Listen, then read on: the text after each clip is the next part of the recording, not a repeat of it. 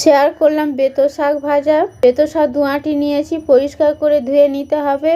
এই শাকে প্রচুর পরিমাণে বালি থাকে, বালি থাকলে রেসিপি খেতে ভালো লাগে না। কড়াইতে বেতো শাক দিয়েছি, মেজারমেন্ট কাপে 1 কাপ জল দিয়েছি।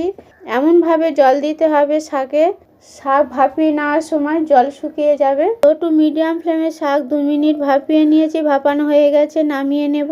কড়াইতে 3 টেবিল চামচ সরষের তেল দিয়েছি, তেল গরম হয়ে গেছে। 2 টেবিল চামচ ভাজা বাদাম দিয়ে লো টু মিডিয়াম ফ্লেমে ভেজে নিতে হবে উল্টে পাল্টে। আপনারা কাঁচা বাদাম ভেজে নিতে পারেন, বাদাম না থাকলে বড়ি দিয়ে এই রেসিপি তৈরি করতে পারেন। বাদামে একরকম টেস্ট, বড়ি দিলে আর রকম টেস্ট পাবেন। নাড়াচাড়া করে 20 সেকেন্ড ভেজে নিয়েছি, ভাজা হয়ে গেছে, তুলে নেব। ভাজা তেলে 2টি শুকনো লঙ্কা, 1/2 চা চামচ কালো জিরা দিয়েছি। নাড়াচাড়া করে বড় সাইজের একটি কাঁটা বেগুন ছোট ছোট টুকরো করে কেটে দিয়েছি। নাড়াচাড়া করে লবণ দিলাম। লো টু মিডিয়াম ফ্লেমে নাড়াচাড়া করে নিতে হবে। তারপর সামান্য পরিমাণ হলুদ গুঁড়ো দিয়ে নাড়াচাড়া করে ঢাকা দিলাম। লো টু মিডিয়াম ফ্লেমে 2 মিনিট ঢাকা দিয়ে বেগুন ভেজে নিয়েছি। তারপরে ঢাকা খুলে 1 মিনিট বেগুন নাড়াচাড়া করে নিয়েছি। তারপর ঢাকা দিয়ে 1 মিনিট ভেজে নিয়েছি। এইভাবে ঢাকা চাপা দিয়ে রান্না করতে হবে, উল্টে পাল্টে নাড়াচাড়া করে নিতে হবে বেগুন ভাজা। শীতের মৌসুমে এই রেসিপি আপনাদের খুব ভালো লাগবে আশা করছি, আপনারা ট্রাই করবেন।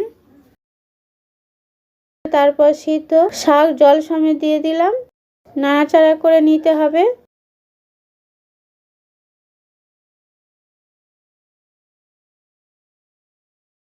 গুড়ের পাউডার 1/2 চা চামচ দিয়ে দেব।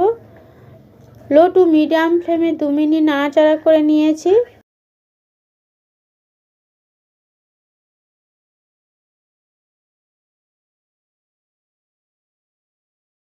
সামান্য পরিমাণ জিরার গুঁড়ো দিয়ে দিলাম, নাড়াচাড়া করে নিতে হবে। শাক বেগুন থেকে রস বেরিয়ে গেছে, প্রায় শুকনো শুকনো ভাজা ভাজা হয়ে গেছে। বেতো শাক ভাজা তৈরি হয়ে গেছে, নামিয়ে নিতে হবে। শীতের দুপুরে গরম বেতো শাক ভাজা গরম ভাতের সাথে খুবই ভালো লাগবে। আমার গরম রুটির সাথে এই বেতো শাক ভাজা ভালো লাগে। বাদাম ভাজা পরিবেশনের সময় ব্যবহার করতে হবে।